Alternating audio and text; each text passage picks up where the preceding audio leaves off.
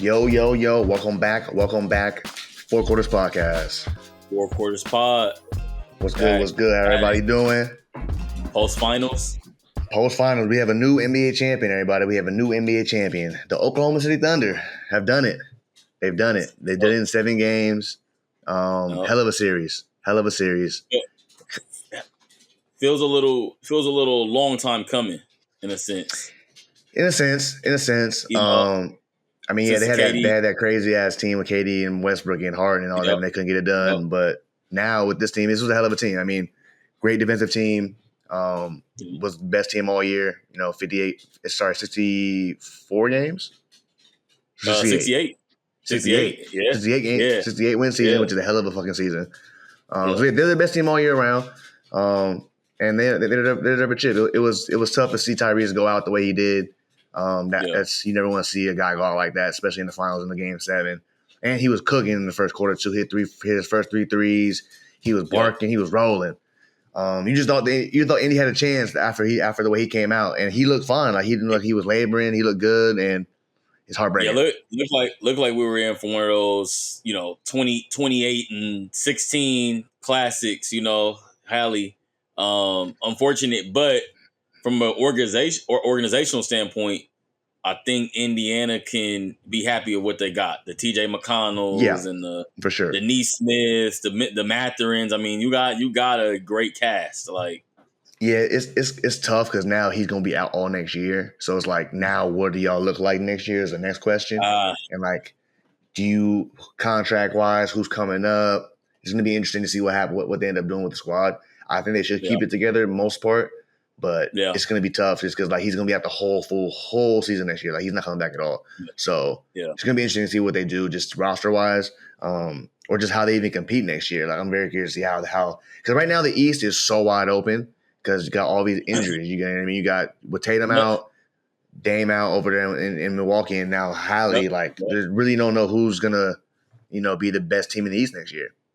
And let's be honest. I mean, Indiana's last few years, they're one of those teams, while people recognize they play good ball, they can have one of these years where they just, are in a lotto or in the play-in, Right. They range anywhere from, like a 4 seed to 11 seed, right? So exactly. Now, I don't think I'm not for taking it all, but let's say they do have a bad year and they end up getting a top 10 pick. That could be a good thing for them. You know what I mean? With him being out for the season. I don't see them being that bad, especially in the East. I think they'll be okay still, but well coached.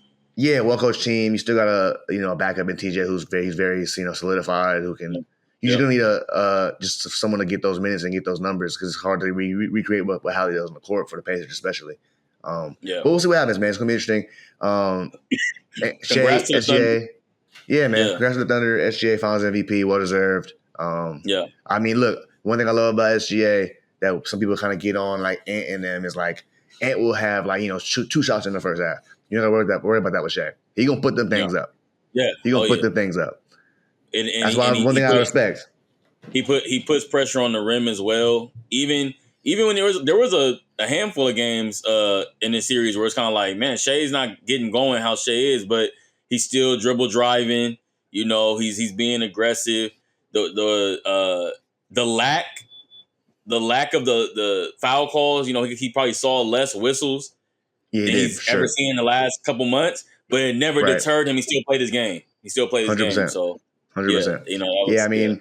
He's a master at getting fouls and getting to the line, but it was definitely a lot tougher in this finals. They definitely swallowed the whistle a little bit more than they did in the first 3 rounds. As they should. Yeah, as they should. It's the finals. You gotta let them play, let them be a little more physical. But yeah, it was.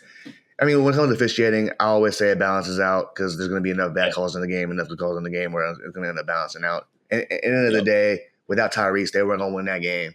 Now, if he plays, it's a whole different story. But it's tough. I mean, but look, congrats to the Thunder. I'm not going to – people are trying to put an asterisk on this championship. There's no chance. It's a fair chip. They beat – you play who's in front of you. That's how it goes. Yeah. You play with the team who's in front of you. They get hurt. They get hurt. You can't really control that. And hey, it's what it is. When you win 68 games, you deserve whatever run 100%. Your way. 100%. So, there were no fluke team. They're not no fluke. No, They were good no. the whole season. Like they were great the whole year. And they'll be around. Shai said something interesting post game, like right after the like when the confetti's falling and stuff, and he's bigging up Chet, and he's like the very one of the first thing he said Chet can get a lot better. Like, I'm like, damn, like, but it is true. You think about it, like they have a window now where it's like, wait a minute, have we seen the best J-Dub? Have we seen the best Chet? Have we seen have we seen the best Lil Dort? Have we seen Lil Dort have a 40% year from three? You know, right? That's no, I mean, you know, that's something, and that's something Lil Dort can work towards. You know, like true. You know, yeah. I mean, look, Chet 23, Jalen Williams 23, both third year in the league. They can get so much better. Like Chet missed 39 games this year. You know what I mean? Like, he missed 39 games with that hit. Like he's gonna get so much better now. And now that he has the confidence and a chip on his shoulder and like a chip under his resume as well. The sky's the limit for him now. A chip on his shoulder and a chip on his finger. He's tough, boy. Yeah, he's skinny as hell. But the one thing I love about Chet is he don't back down. He maybe get bumped and bruised, but he gonna play now. He gonna play. If he can go, he gonna play. He's tough as nails for how skinny he is. He's got IQ. He takes shots. He's a great player. Yeah, he's not one of these young guys where it's like, oh, let me get to my bump, fade, shoulder. Like, he's not doing like getting to that. Like, no, he does it all.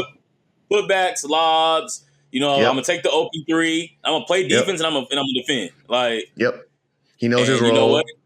Yeah, you got 18, 8 and 5 blocks. That'll work. You'll win a lot of games with that. Yes, 100%. He has a lot of things that don't show up in the stat sheet.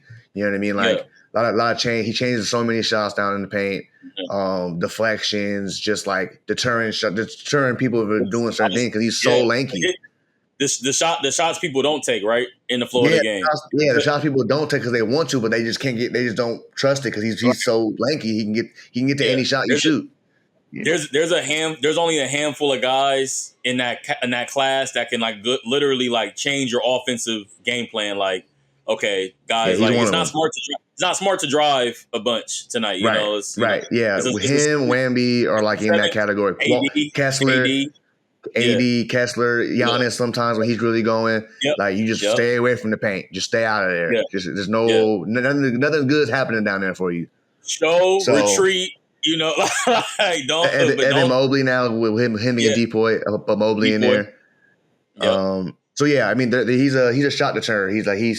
He makes it difficult for you to get shots off or comfortable shots off in the paint. So he's going to be a problem for years and years and years to come. They have a window of the next 3-4 years where they're going to be a problem. You're going to want to get to them early. You don't want to get to them early because. And the scary part about them too, they have all this damn draft capital as well, and they draft well. They draft you look at phenomenal. J-Dub, Chet drafted, the other Jalen Williams drafted. Isaiah Joe drafted. I mean, it's like it's with the Wiggins kid drafted. Yeah. And then they got that European kid who's supposed to be unreal, who didn't play all year. He was a top 10 pick. He's a top 15 pick. He's an NBA champion without the first first champ ever to not play a game. That's insane. Yeah. That's insane. So but they get better and better. Yeah. They're a problem. They're going to be a problem for the near future. Like, you don't have to go get them. It's going to be tough because the West is so loaded still, but they're going to be the cream of the crop every year. Once they get over the hump of some of those games here and there where they beat themselves late, once they get over that, they really do everything well. They do everything well. As basketball, They defend. They can shoot the three a little bit better, but they defend so well that they're always going to be in games. Right, but you know what I mean? Would you tell your team so you say we're gonna get open shots? We got Shai. We're gonna get open shots. That's why Luke reps. Chet reps. It's facts. Yeah. So it's gonna be tough. But shout out to Indy, man. Hell of a year. Hell of a fight. Hell of a fucking playoff run. One of the most fun playoff runs I've seen in a long time. Yeah, man. Let's kill the narrative of this was just not good hoop or I mean, people just don't know basketball. Yeah, If you really thought that this series was bad basketball, you just don't know basketball or you don't know what you're watching. It's that simple. Yeah. It's that simple. That was great hoop all the way around. Say, hey, I like a marquee tier 1 star. You can That's say fine. that. You know, this. You can Yeah, say that. this. Or if you don't like, people don't like the way Shai plays, and that's okay. You don't have to like the way he plays. You can call it unethical all you want, but it's not. That's how basketball is played. The greats before him did it, and the greats after him are going to do it. It's how basketball is played. You draw fouls to get to the line to make the game as easy as possible. It's pretty simple. So if they don't call it, it ain't my problem. Talk to the ref. They called it. I'm shooting free throws. You know what I mean? So look, I have no problem with the way Shai plays. I think he's phenomenal. I didn't realize how good he was till I really sat down and watched this series. Because before in the playoffs, I was watching them here and there, but there was multiple series going on. I can do different stuff, and I'm working and shit. So things happen. But now in the finals, all right, it's the finals, last series of the year. Let me lock in and watch every minute. And this dude's unbelievable. He's unbelievable. Yeah, his shot making is unreal. He's got layers to his game, right? He knows what to get to. Okay, am I in my downhill pick and roll game? Am I in my baby you on the block baseline? Like, and he picks them out. And he goes to those parts when it's needed for the team. Yep.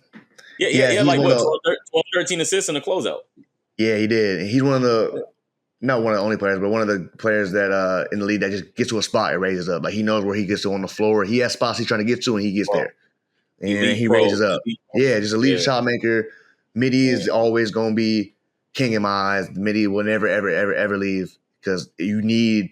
It's just something that you can rely on. A midi is so much more reliant than a three all the time because it's so much closer. You shoot these shots every single day. I mean, how many big shots do we see? Off the dribble, midi, just tough shot. Like those are the ones that those are tough. They're indefensible. If you are confident in taking that shot, is indefensible to a degree. It's kind of like it doesn't matter if you're there or not. I'm making this. Yeah. That's when you get to those players like the Shays, the Kobe, LeBrons, the Kobe's, the KDs, even Steph when he gets to his midi. Like you gotta hope he misses because you're not gonna block it. You gotta hope he misses because it's such an easy shot for him. You know what I mean? Yeah. I can't run into him. You gotta hope he misses it. Exactly. Yeah. So it's different. But shout out to Indy, man. Shout out to Tyrese. Get better soon, man. Hate to see it. But he'll be back better for it in a couple of years, man. He'll be back flying. Silver lining with a guy like that, I always think like, he's not an above the rim player. So that's a good silver lining for Indiana's, prospects and everything, so. Yeah, he'll be back. I mean, I've seen KD come back from his Achilles looking the way he does. I think he'll be just fine. The medicine's it's crazy because people are getting hurt so much more, but the medicine still is great where people still heal way faster than they used to. So like people are tearing things a lot more, but you do also heal a lot faster. So it's a weird one. I think they got to figure something out with this whole Achilles thing. There's way too many people popping their Achilles, and I'm not sure really what it is. It's not the shoes.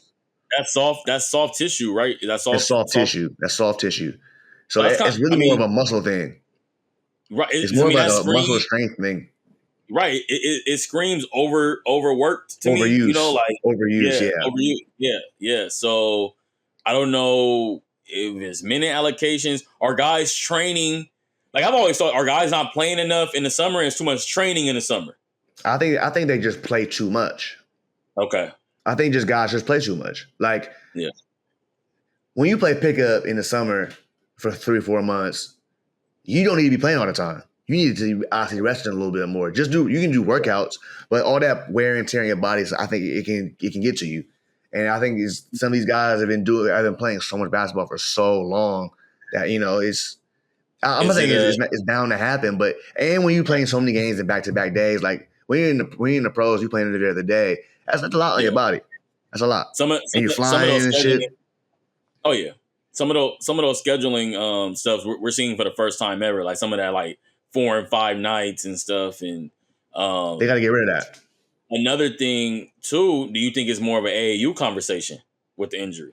I do think it's AAU. I think it starts in a lot of miles. Yeah, it's a lot of miles, brother. You're going to Georgia. You got 3 tournament games there. Then you got Seattle. Then you got Vegas. It's 2 or 3 there. It's a lot.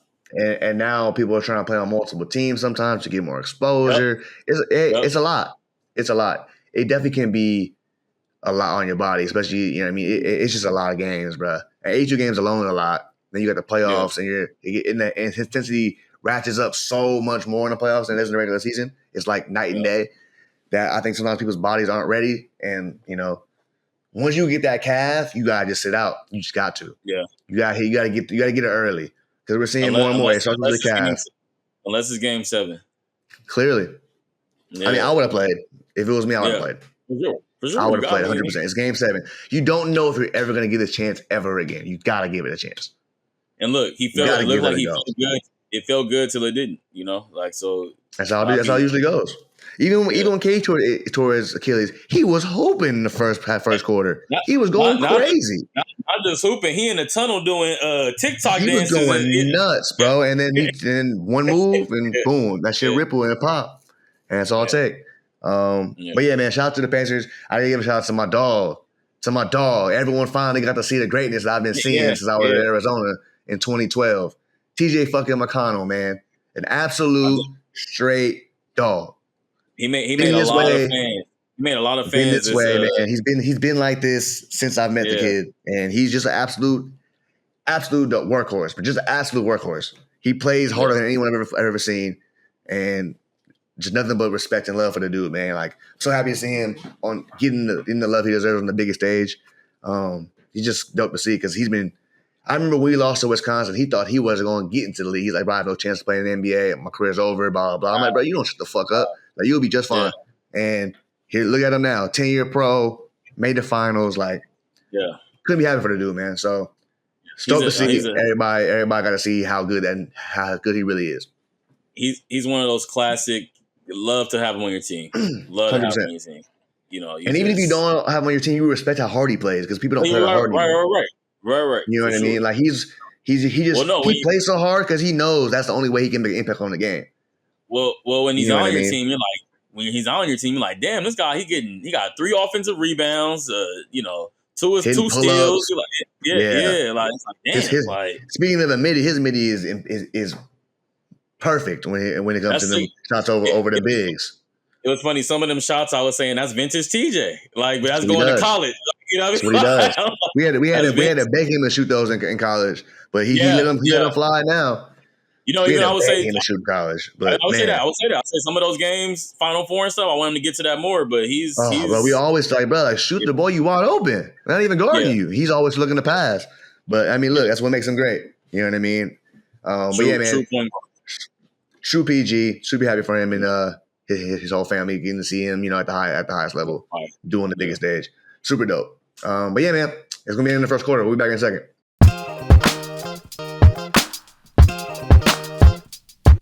Welcome back, yo. Welcome back. Second quarter. Quarter 2. All right. Quarter 2. Gotta get into this big trade that happened the other day. Kevin Durant is being traded to the Houston Rockets for Jalen Green, Dylan Brooks, a first round pick and 5 second round, I think, something like that.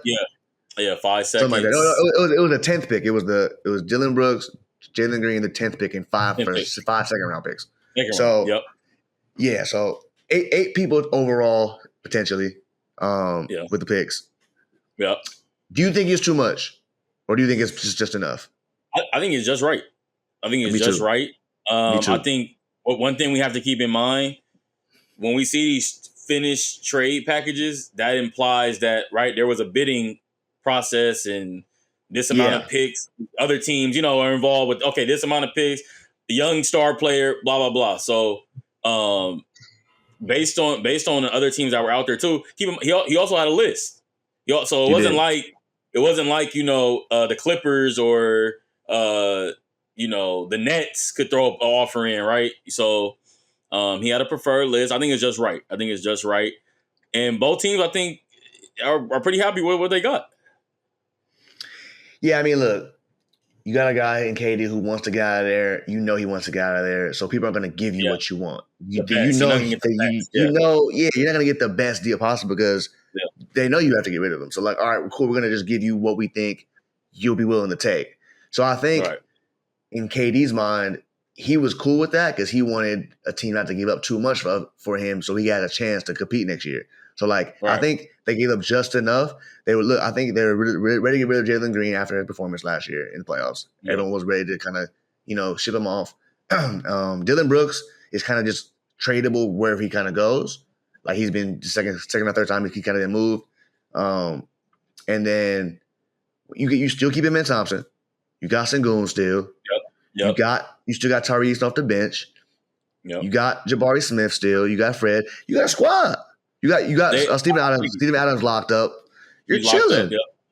I like it. No, I like it. You get a couple more guys off the bench to fill the roster out, but you're really you solved the issue was we need a go-to scorer and we don't want to lose our defense for that scoring. And you didn't lose any defense for that scoring because Jalen Green is a scorer. He's not a defensive guy. Dylan Brooks can play defense, but they're not KD's a liability on defense. All right. You know what I'm saying? So I think it's a great move for them. I think it gives them just a little more oomph they need on the offensive end. And I think if I'm Phoenix, I get a 10th pick. I can get Jalen Green. We're probably going to end up moving to get somebody else or more draft capital. And then you get 5 seconds, which you just need draft capital at this point because you lost all your draft picks. So you just need something. True. You just need something for the future to look forward to. Right. And cheap bodies too in that second round. You know, yeah, cheap bodies. You might get a gem. You never know. You know what I mean? Yeah. But like people are like 5 second round picks. People think things a lot. I'm like second round picks aren't like super valuable. You can only name 5 or 6 who've been great second round picks. You know what I mean? Other than that, they're undrafted. If they hit on one of those, it'll be looked at as like good. You know, like okay, like it'll be huge because like no one saw the 2 I always bring up is the 3 is Joker, Draymond, and Manu. Yeah. Those are the big 3 that after that, I really can't name like Hall of Famers who are second round picks. You know what I mean? Yeah. It's funny. Houston does have one with Fred. Fred true. VanVleet. Yeah, because that was Toronto's, right? Yeah, was he undrafted or second round? Like, was undrafted. Yeah. Oh shit! He might have been undrafted. Actually, yeah. I think he's undrafted. Yeah, because he's the only undrafted players that have a ring. I'm pretty sure, something like that. But yeah. Hold on, yeah. On the Phoenix side, I think Jalen Green's gonna fit in nicely over at in Phoenix. You think he stays? Yeah, I think he stays. I think that's gonna work. I think that works. To me, he fits Phoenix. Like, they kind of need a redirection. So he's a younger player. He fits with a different timetable than KD. You know what they gonna do with Bradley Beal, man? He's the problem. That contract is abysmal. Bradley Beal is going to finish that contract in Phoenix. That's what they're going to do with Bradley Beal. I know what he's going to do. I know what he ain't going nowhere. I know that. I know he's not going nowhere. You eventually to buy him out. Yeah, exactly. And they can either buy him out or say stay home, don't travel with the team and stuff. But just the optics of that with a guy that's one of the best salaries in the league, you can't do that. It'd be nuts.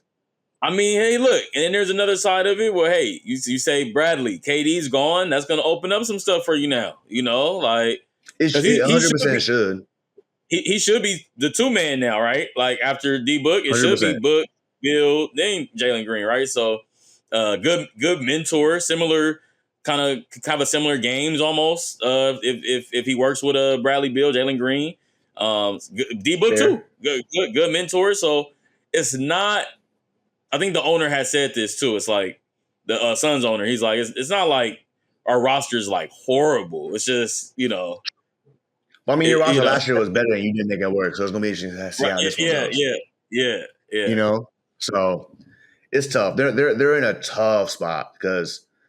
They just traded so much for KD, and KD literally learned his lesson from being traded the last time to Phoenix. Do not trade everybody to get me because we're gonna be bad. And it's just like it's not worth it. I mean, Kevin Durant's a hired gun, man. Everywhere he go, he averages 26 plus, so he's gonna be just fine. Yeah, he's getting up there now. Where are we at? He's getting up there like what 5-6 teams? Like this is his 15. Yeah, this is crazy. He's 15. Yeah. But he's an ultimate hired scorer. Hired assassin. Come in, give you 26, no matter where he is. I say that because I don't know if we've seen an all-time great with this many teams. No. While they're still productive, like super productive. You know? Well, in his defense, he's also been great for a long, long time. Like we saw Shaq move Yeah, around at the end, but he was like you're right. towards the end of his career. But like KD technically could be at the end of his career. He's been playing 16 years. You know what I Yeah, mean? Like yeah, he's just been good for 16 fucking years straight. It's just like it's just pretty crazy. yeah. We're seeing two anomalies with him and Bron. Where like you got Bron who's been going for 20 plus at an all time level, and KD Yeah. is doing the same thing basically since he came in the league. He's been phenomenal. You know what I mean? And Yeah. like he's not slowing down somehow. So Yeah. it's interesting because LeBron's on his what 13. 13. Yep. So yeah, I mean, and he's the greatest of all time in most people's eyes. Yeah. And he's That's you know what I mean. So like it's very interesting to see how it is because you have the Jordan fans and the Kobe fans who are so loyal, and even the Steph fans who are like you stay to one team, you stay with your guys, and then you got the Bron fans who move around a little more because he go wherever he goes, they go, and then you got KD who's like, nigga, I'm just trying to win, so I'll go wherever. Yeah. So Yeah. it's interesting. It's interesting. But yeah, I think the Houston, I think they got better. I don't think they got worse. I think they got better. They got better. Phoenix, we'll see. We'll see how their roster looks in a couple months with who they draft and all that good stuff. Real quick, who is your top 3 picks in order? People are really sleeping on Ace Bailey, and I don't like it. No, I think he's I really got fucking Ace good. Yeah, I got Ace up there. I don't think he's going 2. I think he's going to go 3 or 4. I think Dylan Harper's going to go 2. I like Harper. So we know really Cooper's good. going 1. He's going 1. I like so that who 3. Spurs taking? Spurs are second, right? Yeah. And do we know if they had that pick in the KD sweepstakes? Apparently, they never really gave the Suns a real offer for KD. They weren't really looking for him like that. I think they're just trying to build what they got, do the OKC route, which I respect. So I like Bailey. I like Harper. One guy though that I kind of got my eye on. I don't know. I gotta look. Is he coming out? But the Richardson, Jace Richardson. Oh, is he coming out?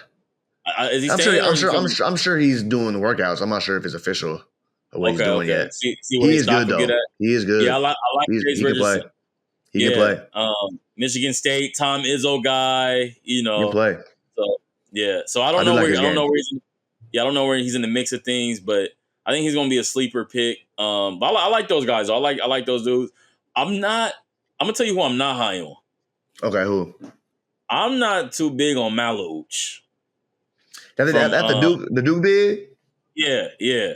He's okay. They got him, but they got Malouch talking about like top 5. Like I'm like, wow. What would that be? Like what? Like Charlotte or some shit? Yeah. Let's see. Let's look at the top 10 picks. Hold on. Philly's got 4, I think. Yeah, I think Philly has 4. Who's 3? NBA is Dallas and then who is 3? All right, I feel like San Antonio was in there somewhere too. So we got Dallas, San Antonio, Philly, Charlotte, Utah, Washington, New Orleans, Brooklyn, Toronto, Houston. I can see him in Utah. I can see him in Utah. I can see something like that. Yeah, I can see that. I mean, look, Utah's trying to get the number 1 pick for that band, AJ, going to BYU. Yeah, I think the league gonna make sure he go there. That's gonna be one of them picks. I mean, he got to go to Utah. If we could just let Dallas replace Luka, then we gotta let the Utah kid go to Utah, right? Like, got to, right? He already getting paid $11 million to go to BYU. He got to go to Utah. All right. He getting paid bags. So yeah. I got Harper going 2. I got Bailey going 3 or 4, depending on what Philly's looking for. But yeah, I really don't know. After the first 3, I really don't know what happened. And Dylan, so who do you like more? You like Bailey or Harper more? They're different. Bailey's 6'8", 6'9". Yeah, he's more of a 3. He's more of a 3 scorer. Like he's gonna put the ball in the basket. Harper can play. He locks down. Great PG. Can handle the ball. Can shoot it from 3. I like him more with the Spurs. He's like a Castle, but a better scorer. And it's funny you was just gonna say. I was just gonna say when we say Castle, if we go back to the last draft, that was the talk with Castle and Dillingham. Yeah, it was. For Spurs, they were like, we like the defense a little more. And that's just Spurs Yeah, ball, I right? think they're Spurs gonna going to go go. with the more. It is. Spurs are going to go with the more practical, well-rounded. Yeah, you know. Yeah, I think Harper fits better with the team they're trying to build. Yeah. And then you just loaded. And you got Fox, you got Castle, you got him, you got Wemby, you have Vassell, Sohan. Like you're loaded. Keldon Johnson. They have a squad over there. Like they're loaded and they're young. So I mean, they know they can go get anybody if they want to. Like they have enough to go trade for somebody if it gets to it. Yeah, they should have the best package. They should have the best package for sure. So I like Harper. I like that for them. And San Antonio got the 14th pick. Oh, come on, man! I knew they had another one. That was from Atlanta. I know Atlanta's sick. That might be Con Knuppel going to the Spurs. That's what I'm saying. They might get Con somebody Knuppel. Solid. Yeah, it's looking red. Damn. But like you said, at the moment, let's just say D Book tomorrow says, you know what, Jalen Green, real fast, just for shits and giggles. Okay, so you got the 15th pick. All right. Oh my god. I mean, they're gonna have picks till 2045. Like, oh, sorry, 15th and the 24th. Oh my goodness! Like, what are we doing? Wow. Yeah, okay. See, more picks. They're different over there. Stan Presti boy is different. I was gonna say, where did he come from though? He came from the Spurs. He came from the Spurs office. There it is. I mean, so doesn't surprise me. Two teams that were always going to be ready to strike. You know, when we hit, we're going to load up, right? We're going to get our center to go with our guard, to go with our 6-man. Like, we're going to have it all. I think he said in his press conference the other day, he was like, or it was a couple years ago, he was like, when we go to the playoffs, I want to be an arrival, not an appearance. I was like, oh, that's a bar. You want to be here for the next foreseeable future. Not just show up once and be out. You know what I mean? And they're going to be there for the next foreseeable future. And like how the Spurs were, like, this is not a playoff appearance. When you got the Spurs or the Warriors, when you got them in the playoffs, it's not an appearance. You got to see them. Like, you got to. It's not just they're here. Yes. Like, yes, 100%. They're part of your journey. Like, to get 100%. To do anything, 100%. Yeah, you got to see them. Like 100%. And they're we have two teams in the West right now who are on the way to being that. With like. The Spurs and the Thunder are going to be really good for a long time coming. I mean, even the Rockets got a lot of young talent, and they're looking good over there. So the NBA is in a great place, man. I know everyone's like they might not have draft capital. Yeah, but I mean, I think the NBA is in a great place. I mean, I enjoy the league. I know Bron and Steph and KD are on the way out, and it's hard. It's like bittersweet to see because we watched these dudes play for so long at the highest level, 3 all-time greats. But I mean, there's always going to be greats. Every era has greats. So, like, there'll be somebody to replace them to watch. You know what I mean? Come down the line. Like, we got the talent. This league is very talented, and I think it's in good hands. So, it's going to be interesting to see who is the top dog in the next, 5-6 years. Who going to be one of the most chips in the next 5-6 years? You know what I mean? You got Tatum with one. You got Shai with one now. Luka got to get in that conversation soon. Ant got to get in that conversation soon. What's Ja going to do? Where's Wemby going to be at in the next 4 or 5 years? You know what I mean? So it's going to be interesting.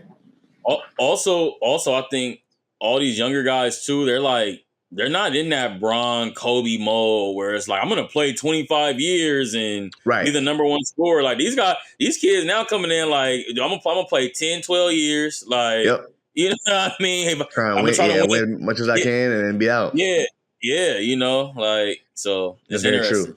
It's so different. I mean, the world's so much different now than it used to be. Like, it's so much more. You can make money in anything now, really. Like, these streamers are making more money than some of these dudes in the league. And, like, I heard D-Book say to somebody, he was like, man, I'm trying to be like, y'all, nigga. Like, I'm trying to sit at home and play video games all day. Like, I'm in the industry. Like, nigga. And he an NBA player. That nigga in the league. So, like. He's probably exaggerating, but if you're like, say, 100%. if you're like Aaron Neesmith, like Kai Cenat, you looking at Kai Cenat like, damn. Like, damn, you killing it. Wait, what? If I'm like, shit, if I'm even like, what's my man? Thomas Bryant. Nigga, I get in the game here and there. Like, nigga, that streaming shit look all right. You said Thomas Bryant? Thomas Bryant? Yeah. Yeah, What you streaming said? shit look alright. Yeah. That streaming shit. I I'll was be the gonna say first. Thomas, yeah, that, you I'll know, be the like first. look, it could be alright. Yeah. Crazy. Yeah. It's wild, man. It's wild. All right, y'all. We're going to halftime. We'll be back in a second.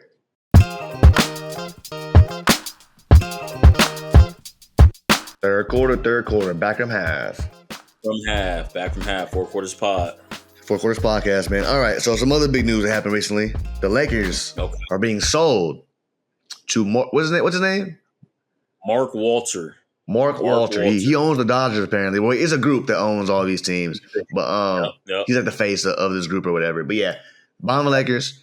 Genie's still gonna be the governor of the team, so she'll still be doing some of the the day-to-day decisions and stuff like that. But it's a big deal. I mean, look, it's the biggest franchise being sold of all time. I think it was 11 billion. I think it was something like that.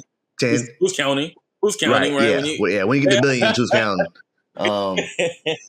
But yeah, I think it's a big deal. I mean, look, they bought the Dodgers a couple years ago, and look at the Dodgers now. I mean, all the money they've put into the team, getting Shohei that big contract, getting Freddie, getting Mookie. So I think this just helps the Lakers now. Just like, all right, acquiring free agents down the line, we just have more money to throw at people. Maybe be willing to even use that second apron if you have the kind of money. Like, fuck it, we can afford it, type shit. So it'll be interesting to see how that works down the line. These teams are going for astronomical amounts of money. I think we saw the Celtics go for like 6, and then now Lakers going for 10. Lakers going for 10 isn't surprising, but Mavs a couple years ago were 3.5. Phoenix was 4. Yep. To the Ishbia guy. Yep. You see Celtics go to, so it's been like $1.5 billion or 2 up, and then we get to 6 with the Celtics, and now it's almost double that. At 10 with the Lakers. So I think first of all, just on the new ownership side, a lot of times we talk about salary and things like that, what they could spend, but how about structurally, organizational wise, facilities, flights, how do you are you sending gift baskets to people's moms on Mother's Day, right? That's all that kind of stuff. Type of stuff. That's the type of stuff that $1 billion ownership kind of adds that gravitas to. Mark Cuban was a big guy that when he first got in the league, right? Huge. So, yep. So that's going to be interesting to see if the Lakers do anything marginally, like when they bring guys in on these meetings. Are they going to see certain things, right? So, other than in the past, which nothing wrong with it, but in the past the Lakers have been kind of more, hey, it's the Lakers, 16 championships, Hollywood.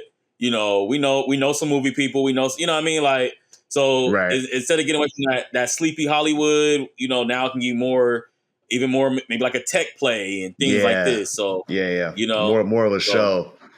LA's all about entertainment, so I'm not surprised. I think one of the first things he needs to do is we need to redo crypto/stables. We need to redo it, upgrade it. We need to upgrade it. It's time. It's been around forever.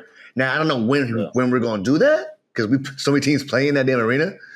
So it's going to be interesting to see how that works. And there's always concerts and shit there. But they got to redo it soon. I kind of got, I don't know if this is a hot take, but I do believe, because the other part is the Lakers didn't own Staples, right? Mm-hmm. So we're seeing this $10 billion without them even owning real estate. That's a good point. Some of these teams like the Clippers that own the new arena in Inglewood, Ballmer built that. Right. I think a lot of that had to do with these valuations and maybe even people looking at the Lakers like, could we get the Lakers? How are they the Lakers? And they have a almost 30-year-old building, right. Type of thing. So I think that drove a little bit of it. I think I wouldn't be surprised if Mark Walter is looking at some areas. I wouldn't be surprised. But to move Staples from downtown would be insane. I mean, there was a point in time where moving the Great Western Forum to downtown was crazy. Fair point. A lot of people were not happy about that. That's a fair point. And I don't know if this is controversial or whatnot, but I could just based on what I'm just thinking about, there's a lot of area west, Yeah. PCH area Yeah. that could be available Yeah, for like new development. especially all the fires and stuff that just happened, all the Yeah, land that has to get bought yeah, up and shit. Yeah, yeah, I mean that's a very fair point. It's a very yeah. fair point. This is the thought I had. I'm like, because you don't come in and buy a $10 billion team and not have $10 billion dreams and Right. visions. You can't play in Staples forever. For a No, $10 billion team. no. Yeah, I mean you bought the team with a plan for sure. Yeah, You know what I yeah, mean? yeah, That's a great point. I didn't think about that. yeah. Yeah, I mean we're in the Forum forever, and then we moved to Staples. Yeah, I that's a mean, good point. a Malibu stadium is pretty good. I mean, look, I went to the arena in Miami, and that motherfucker on the water, and that shit is sick. That shit is sick. So I'm all for it. Fuck it.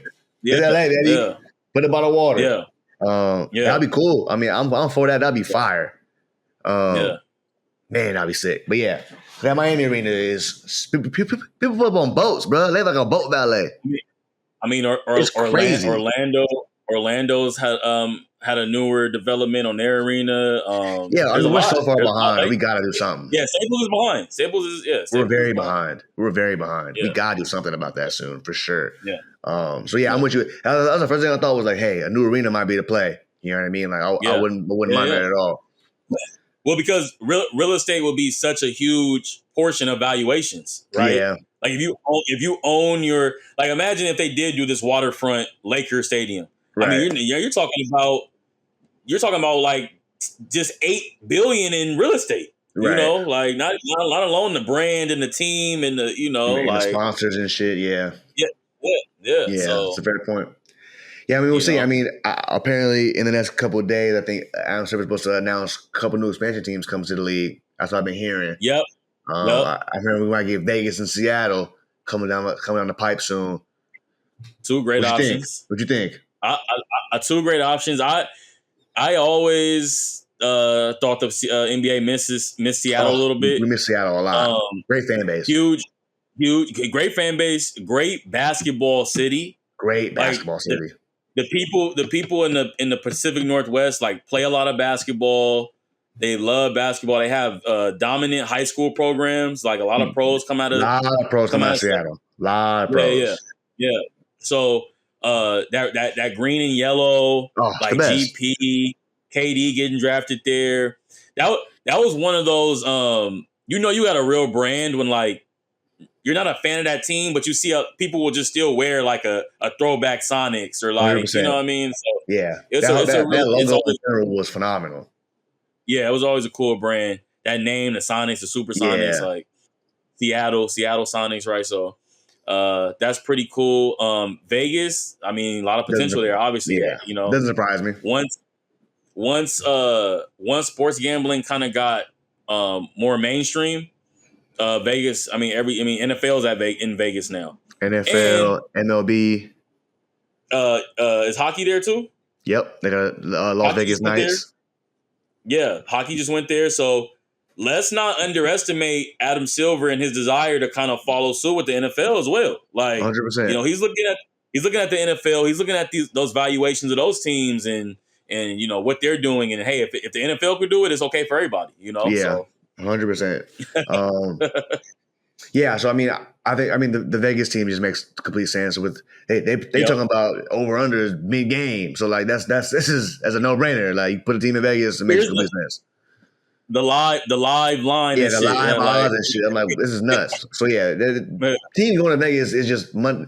That just makes the most sense because it's going to make the most money. Yeah. It's a no brainer.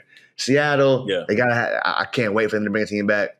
I know the Sonic fans have been missing the squad for a while. Seattle's a great basketball city, great city in general. So they need the squad back.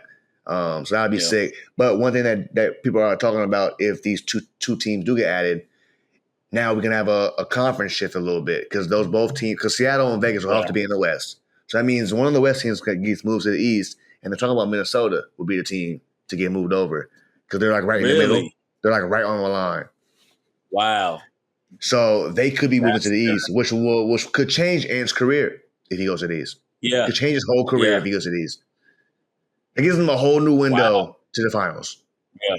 Yeah. You know what I mean? He could be he could definitely become the king of the East. Because he got the two Western Conference Finals now in this gauntlet. Yeah. So he can do that. He can get to the finals in the East. And what we say, he still has another level or two he could get to as a player. I agree. I think he just needs to get off the ball a little more, get to the post a little more, and just get some easier buckets. That's my biggest thing on Ant. Get some easy ones. I would say some vision and playmaking ability as well. Just like if you're going to be on the ball that much. Yeah, if you're going to dribble the ball that much, you got to be able to pass. You got to be able to. Yeah. But I also don't think he should be dribbling the ball that much. Put him in more actions to get the ball on the elbow and let him work from there. Yeah. You know what I mean? Like have a setup guy. Like we're seeing now with Tyrese, who's a star in his own right, but is also a true point guard. Yeah. Sometimes you need a guy to set people up, and that's okay. Sometimes sometimes you can't do everything on your own. Sometimes you need to get the ball to a PG. You know what's funny about that as you say that, even with Halliburton being the true point guard, the engine of that team, Rick Carlisle used a lot of Nembhard on the ball and like at the top. To kind of just offset some stuff and show different looks. You got to show different looks. You can't show in a 7-game series the same diet every game. It'll get stopped way easier if you show the same play, same actions every time. You got to mix it up. Yeah. But that also goes to you got to have more things in your bag than just looking at the dribble on the top of the key and trying to go one-on-one. You got to get to the post. Got to get to the mid to the block. Think about Shai. He gets to the short corner. He'll get to that elbow. He'll post up every now and then. Like he has spots on the floor where he knows he can get to. That like, all right, cool, I can work from here. And he's a better passer than people think. And because he's 6'6", so he can see over the defense. Yeah. So he's making them passes. I think that's the next evolution of Ant's game is just getting to that off the ball a little more and just being more of a real two. So if let's say Seattle and Vegas come in, does one team need to go or do two? Is it 2 for 2? I might be 2 for 2. I'm not really sure. Because right now we have 30 teams right now, right? Right. So it'd be 32. Right. So so we have 32. Then we have 32. So I think it would just be 1. Okay. Because you're getting 2 to the no. I think we need 2. We might. You would need 2 because you're gonna bring 2 teams to the West. Because it was another team I think they were talking about. Was it Minnesota Memphis? was one. Memphis could be one too. Memphis could be one because they're in Tennessee. Well, also they come from Vancouver, which was the East, so they were in the East. That's a good point. That's a very good point. So they were already. I can see both those teams going to the East because I mean they're damn near on the East Coast. Like I mean they're just so Midwest that they're like you can put either side. You know what I mean? They've got Memphis. You got a lot of nice East Coast travel for sure. Yeah, for sure. Yeah. I think that'll be interesting to see if if 2 teams do get moved, who it is, because that just opens up. It changes things completely. You know what I mean? Like you're in the East now, it's a whole different ball game. Yeah. So we'll see. I'm very curious to see what happens. All right, man. I'm going to the 4th quarter. We'll see you in a second.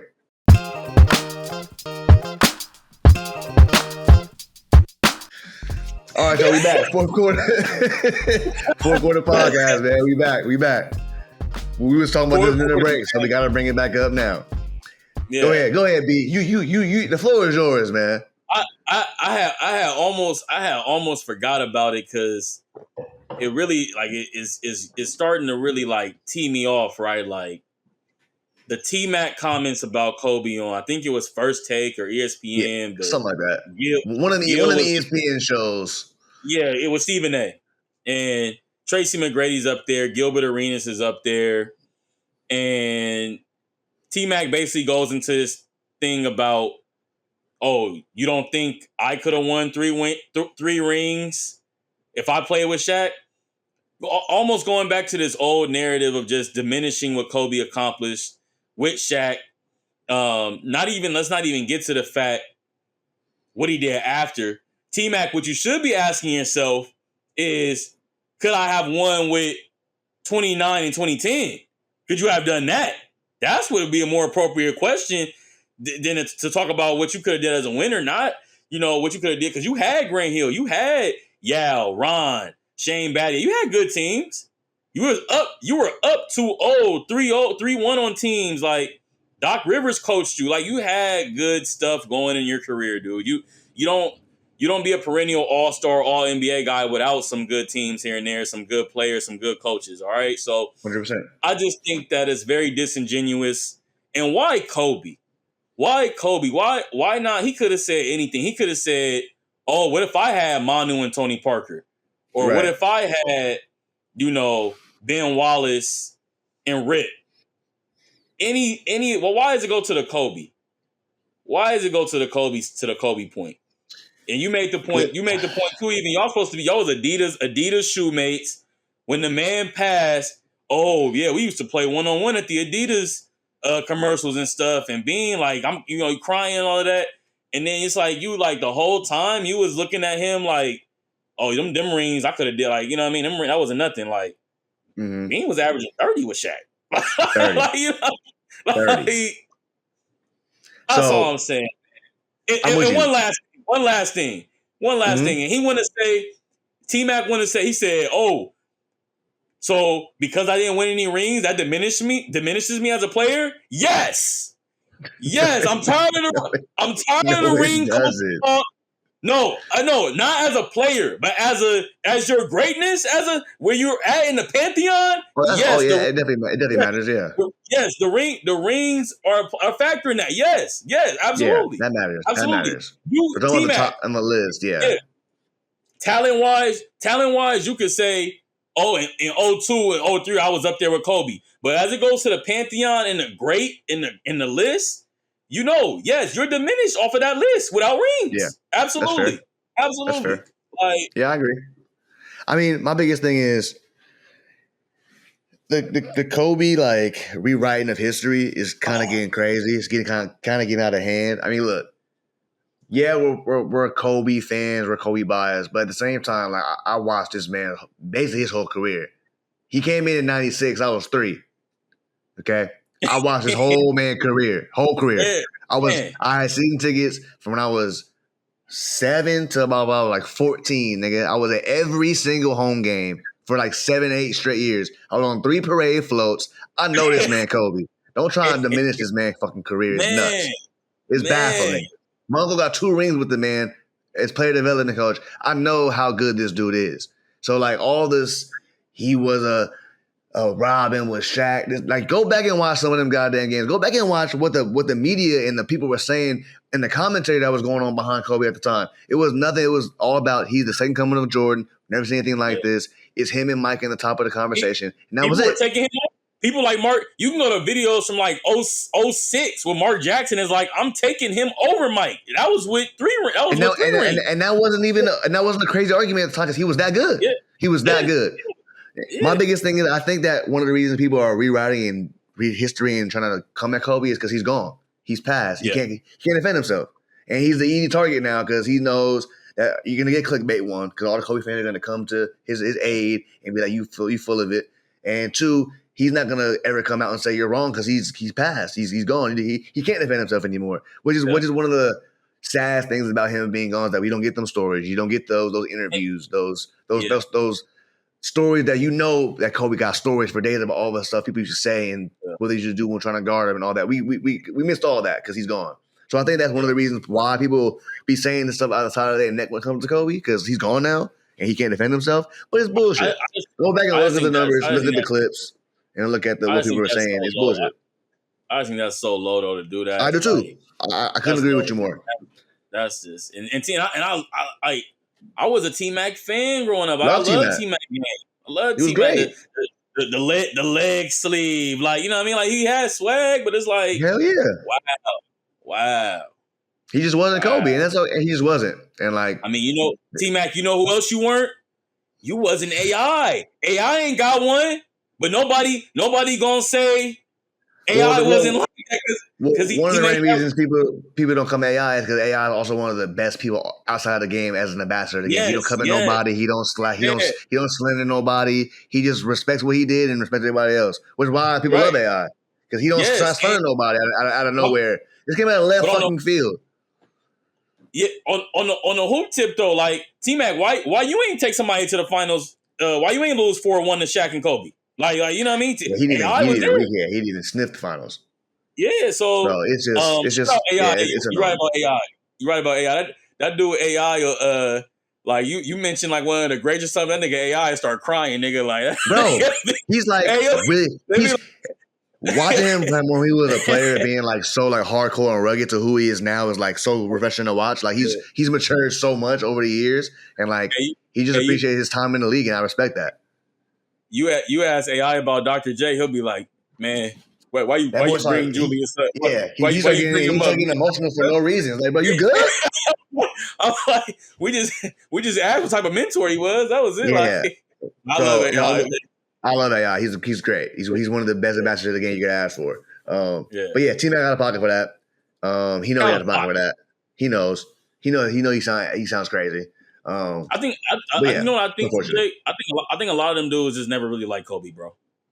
Like That's all fair. them guys. I can see I think that. all yeah, I all think them it's guys. more of a jealousy thing. It's more of a jealousy Yeah, thing. yeah, Like yeah, they think they yeah. could have done what he did, but like you didn't put the same amount of work in as he did. It's that But, simple. why don't they never bring up '09 and '08 to '010? Bring that like Well, y'all yeah, never they say always try. Yeah, they always use the Kobe, the Shaq team for some the reason. shot. Yeah, People act like he was averaging 12 a game. He's averaging 28, 29 a game. What are we talking about? outperformed Shaq in many series, Like what? not Like one series. numerous. Yeah, yeah, numerous series where Shaq Like literally after the game they talking to Shaq. Shaq like, man, I suck tonight. Like I had the best player in the world on my team. Like literally, that's Shaq this saying is in that real he was the best time. player in the world at the time. Yeah, yeah. This like 2001 in real time. Shaq saying this like, And people take, just take like he was just a sidekick. Like he's Derek Fisher over there. man. What he tell Kobe? He said, what he tell Kobe? He said, take that Bulls jersey off. It's time to put your own jersey on, kid. Yeah, on God, Like, for real. yeah, For real. like, You in that conversation now. I saw a clip the other yeah, day, and it was like Pat Riley's talking about Kobe. He was like, yeah, him and Jordan on the top two, and like, Bron, Melo, and all the other guys, and KD are trying to get into that level. I'm like, that's where we were 10, 12 years ago, and now Kobe's yeah. not even top 10 on some people's list for some reason, and they just talk on the side. I'm like, what are we talking about? Like, what are we doing? Like, what are we doing? It's just baffling to me. It's baffling. It's just people are such prisoners of the moment sometimes, and they forget like how good people really were, and like it's crazy because there's so much footage out there that you can just go back and watch how good this man was. But no one wants to go back and do the research. They just want to talk on the side of their neck on Twitter and say stuff, and it's crazy. It's crazy. But anyways, enough with T-Mac is nonsense. Let's do a star. Let's do a star bench cover real quick, or we can do a.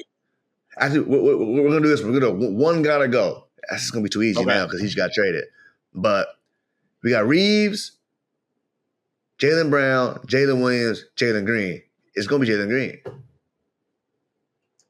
You said Reeves, Jaylen Brown, Jalen Williams, Jalen Green. That's tough. For me, it's Jalen Green. I gotta get rid of Jalen Green. I'm gonna keep Reeves. He's undrafted. I'm gonna keep as good as the potential I got from Reeves being undrafted is insane. Brown got a chip, and so Jalen Williams got a chip. We're asking more who's going, Reeves or Green. Basically, for me. So Jalen Brown, Jalen Williams are staying in my book. Yes, I agree with that. So I guess we're asking, could Jalen Green have averaged 19 next to Luka and Braun this year? Probably. But Probably. He's also a top 10 pick. Yeah, true. Like he's supposed to do that. Yeah. Like we expect that. That's what people supposed to this year. Yeah, I don't trust him any more or less either than Reeves to do what he did in the playoffs either. So I can't, Like I just think like for the value wise, I go with Reeves. Okay. Potential it'll probably be Jalen Green because he should be better than Reeves. He's got more athleticism. The value proposition is huge. One guy's making like 14 and one guy's making like 25. So yeah. So I mean, if just off that alone, I'll go Reeves. Jalen got to go. Yeah. But Jalen Green no slouch. Don't get me wrong. No, no slouch. All right, here we go. One more. Okay. Vando, Jaden McDaniels, or Lou Dort. This is start bench cut. Start bench cut. Vando, Jaden McDaniels, Lou Dort. Little defense, little 3 in defense.